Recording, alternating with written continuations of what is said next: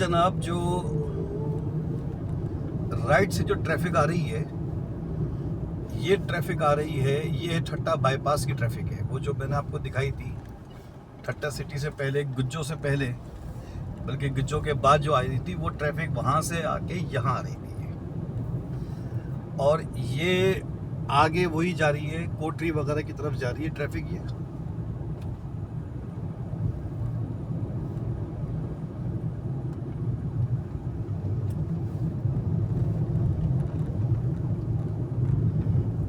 अब ये तो इस वक्त सड़क तो इस वक्त काफ़ी चौड़ी सड़क हो गई है, पहले इतनी चौड़ी सड़क ये थी नहीं।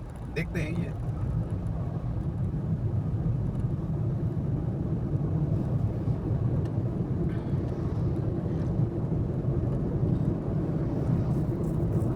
हवा बहुत तेज चल रही है इधर, जो कोस्टल लाइन करीब ही है, यहाँ से ज़्यादा दूर नहीं है। कोस्टल लाइन यहाँ से 40-50 किलोमीटर होगी बामुश्किल। ये है जनाब मोहसिन हाउस।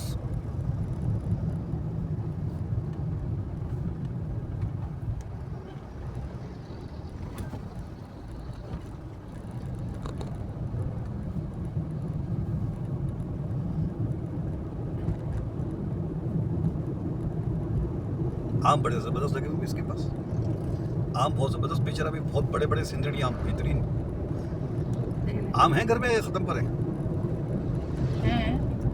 तो वो कहीं नजर आते हैं तो ले लेंगे।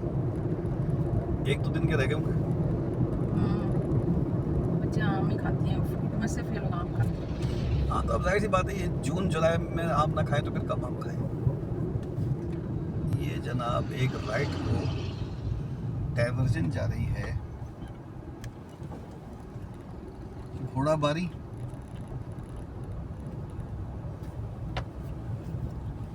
केटी बंदर। अच्छा, केटी बंदर यहाँ से भी रोड जा रहा है 101 किलोमीटर। अच्छा, पिपराठो 20 किलोमीटर, घोड़ाबारी 40 नाम है।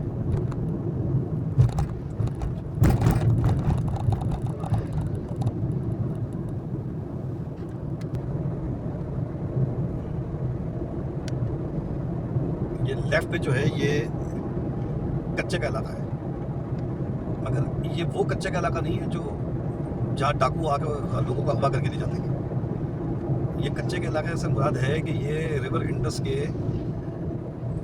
जो बैंक्स हैं उनके साथ का जो इलाका है,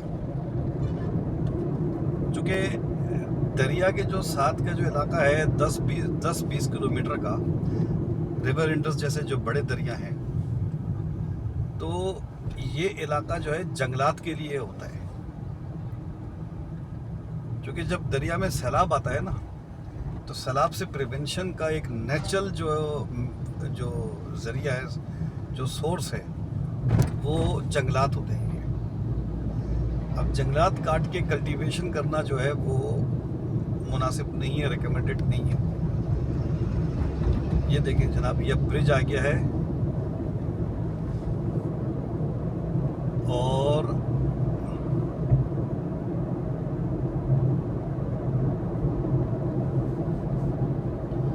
यहाँ बोर्ड लगा है वेलकम टू ठट्टा।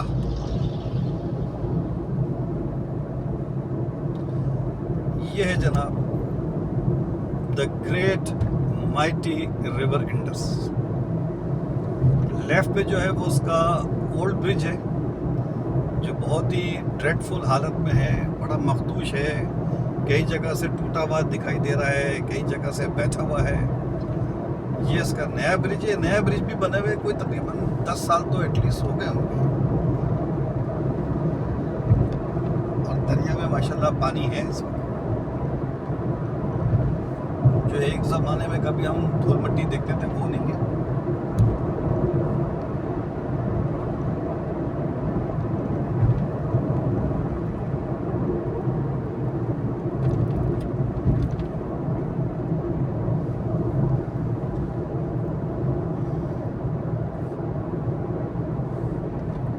और ये अब दरिया सिंध के क्रॉस करने के बाद ये ठट्टा की ज्यूरिडिक्शन एंड हुई है और ये अब सजावल स्टार्ट हो गया है।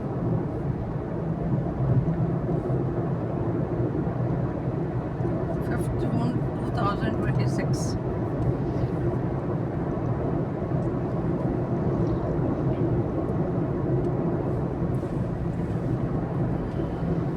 कच्चा का इलाका नहीं, एक वो कच्चा, वो वाला कच्चे का इलाका बता नहीं दिया है, आपने, तो वो दिखा दिया कश्मीर, राजनपुर। वो आपने दिखा दिया इसका हाँ, दरिया वो से तो हो गया, देख लिया। प्रॉपर। अरे स्लो करें, इट्स कमिंग।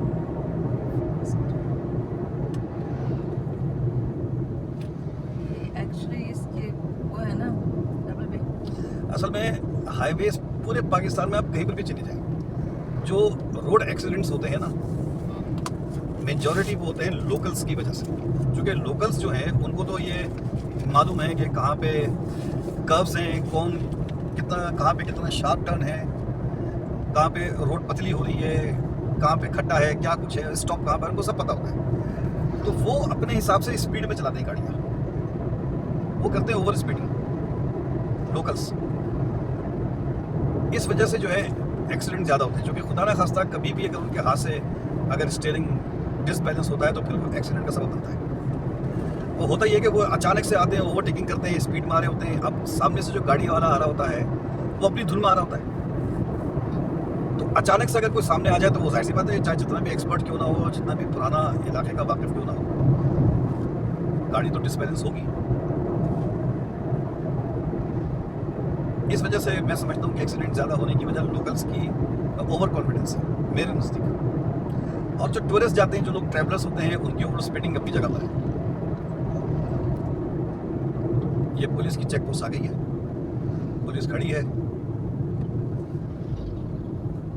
सिगरेट के सुट्टे लग रहे हैं और ड्यूटी भी हो रही है। ये देखिए जी, लोकल की गाड़ी कैसी भरी भी आ रही है।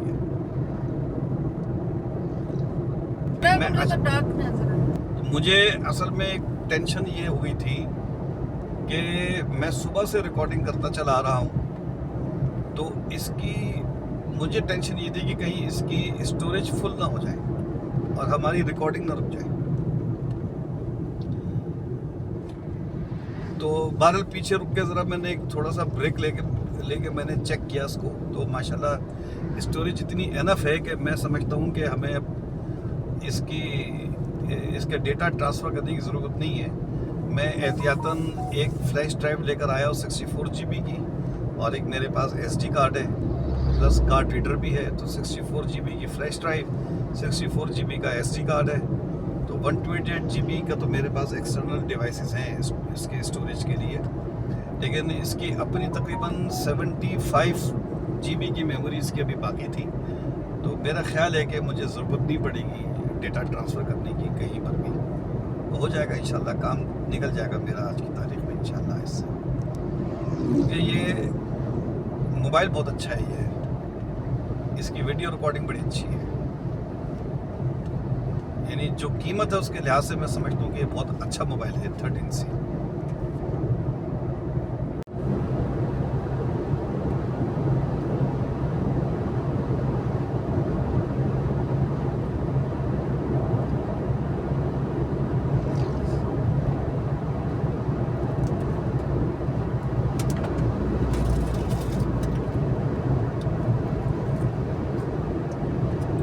उफ, कितना खतरनाक निकला हुआ है, यानी दोनों ट्रैक उसने घेर लिए पीछे वाले ने।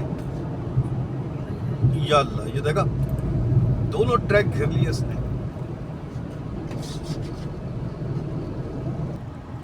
गोट मोहम्मद मट्ठन, आगे पढ़ नहीं पाया मैं, गोट मोहम्मद मट्ठन। बतीन यहाँ से कोई तकरीबन 18-20 किलोमीटर दूर रह जाता है।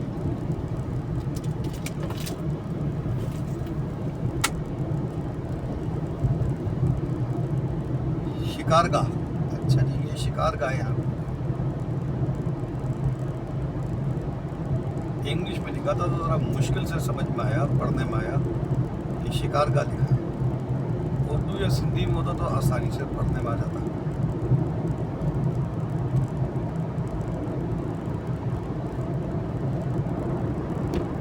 गुलारची से चले हुए हमें तकरीबन 15 से 20 मिनट हो गए। बस हम इंशाल्लाह 1:10 1:15 तक हम बतीन सिटी में होंगे इंशाल्लाह। अभी 12:53 हुए हैं, 7 मिनट है 1 बजने में। और बाहर का जो टेम्परेचर है वो मेरा अपना ख्याल है 38-39 डिग्री सेंटीग्रेड होगा इसमें।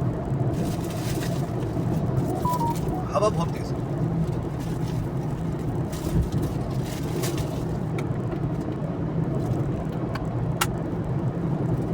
अब ये कि फैन स्पीड जो है वो 3 करनी पड़ गई है मुझे, क्योंकि 2 जो है उस पर अब थोड़ी सी मतलब गर्मी तो नहीं कहेंगे, लेकिन कूलिंग जो है ना वो थोड़ी कम हो गई है, क्योंकि जाहिर सी बात है अब 1 बज रहा है, सुबह सर पे है, बीच दोपहर है, तो इस वजह से टेम्परेचर जो है वो बाहर का बढ़ गया है, तो 3 करनी पड़ गई मुझे इसकी फैन स्पीड से। लेकिन 3 माशाल्लाह अच्छा कर रहा है, चिल कर रहा है इस वक्त।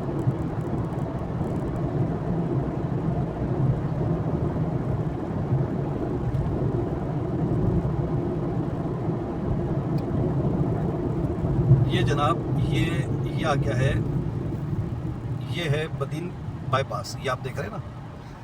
लेफ्ट को जो ये जो टैंकर जा रहा है ये बदीन बाईपास है, ये फिर सीधा जाएगा टंडो बागो मातली हैदराबाद को, और राइट को अगर हम जाते हैं तो ये सीधा जाता है बदीन सिटी की तरफ। ये अब हम जो सीधा जा रहे हैं ये हम जा रहे हैं टुवर्ड्स बदीन सिटी।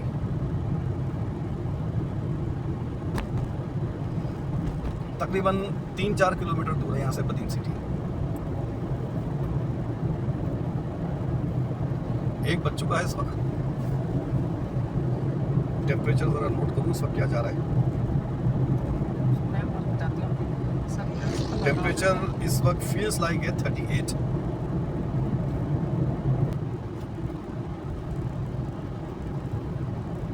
जो यहाँ के लोकल्स हैं ना वो इसको हाईवे के तौर पे नहीं देते, उसको अपने मोहल्ले की सड़क के तौर पे लेते हैं। इसलिए ये गाइडलाइन में लिखा होता है कि जब आप आबादी आ जाए आप लोकल्स का ख्याल करते हुए चलें, क्योंकि लोकल्स का तो ये इलाका है, अब वो उसको अपने लोकल ही लेते हैं, वो उसको हमारी तरह हाईवे नहीं समझेंगे इसको। तो ये हमें ख्याल करना है लोकल्स का।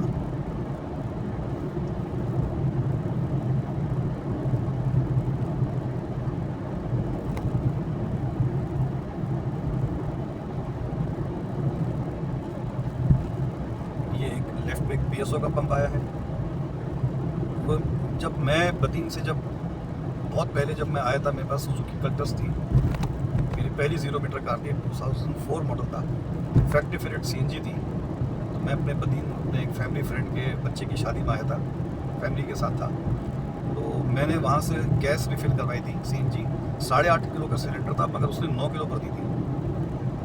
बहरहाल मैं उस गैस में उस सिलेंडर फुल सिलेंडर में मैं बदीन से अपने घर पहुँचा। उस वक्त मैं गुलिस्तान जौहर में रहता था, मौसमियात के पास। और फिर नेक्स्ट डे मैं अपनी रूटीन पे गया हूँ, तो मैंने अपनी रूटीन हाफ रूटीन मैंने अपनी निपटा ली थी।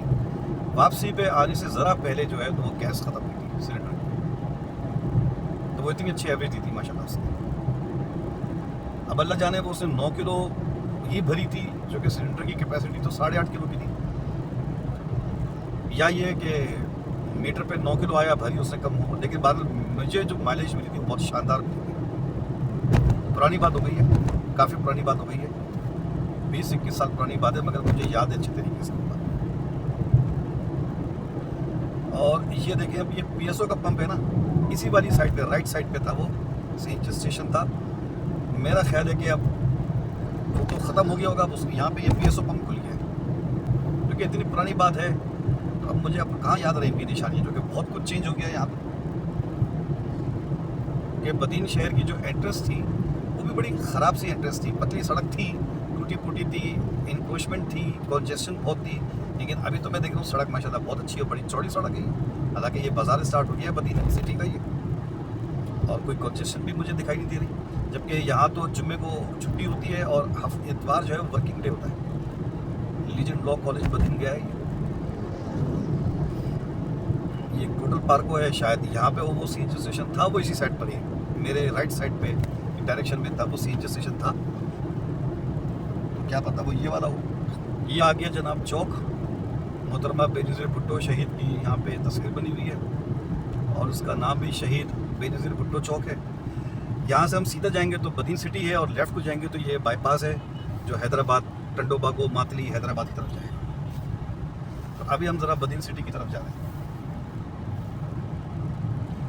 मैं और ये बिल्कुल चेंज हो गया, मैं आपको बता रहा हूँ ना, वो जो तो बहुत चौड़ी सड़क हो गई है, तो 3-4 लेन्स की सड़क हो गई है ये तो, एक तरफ की, यानी दोनों तरफ मिला के 8 लेन्स की सड़क हो गई है ये, जबकि ये बहुत पतली सी सड़क थी है। और ये पेवर्स लगा दिए, खैर ये तो पूरे सिंध में मैंने देखा भी, मैंने उबाड़ो शहर की कोटकी गया था मैं, तो मैंने वहाँ पर भी यही देखा था कि शहर की जो सड़कें हैं, मेन जो सड़कें हैं, वहाँ पेवर्स रखे हुए। अब जहाँ जहाँ सड़कें ख़राब हो रही हैं और रिपेयरिंग हो रही है, तो रिपेयरिंग में फिर वो डामर की नहीं पेवर्स लगाते हैं। ये ज़रा थोड़ा पानी की टॉलरेंस इनकी ज़्यादा होती है।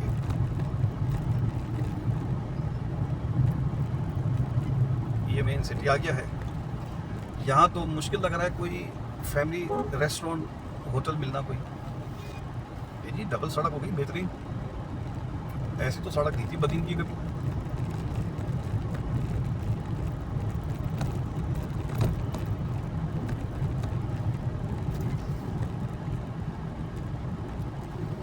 बिल्कुल चेंज हो गया, बिल्कुल चेंज हो गया, टोटली चेंज। और ये तो वन वे हो जाती थी, मुझे याद है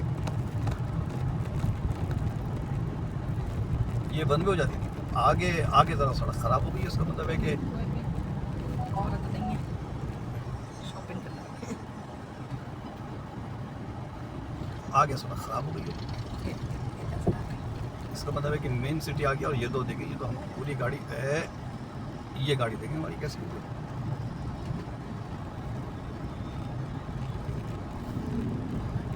चलिए यहाँ से वापस बना,